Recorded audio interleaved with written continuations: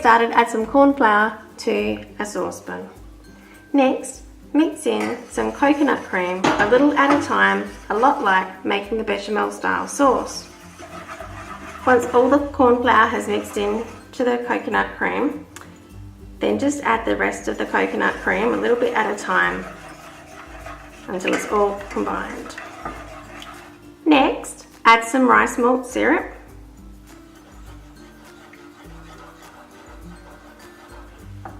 And then add some vanilla.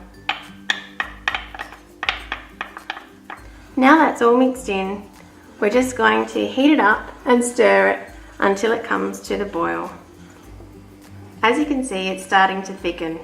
Once it comes to the boil, continue to stir while it simmers for about 2 minutes.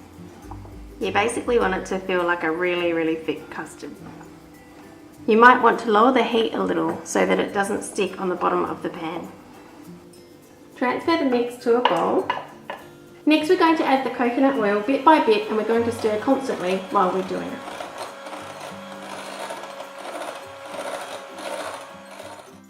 That looks perfect. Now it's ready to be poured on top of your cheesecake base. And then transfer it to the freezer until it has set. For more details and to get the recipe, check out our book, Little Book of Allergy-Friendly Dessert Recipes.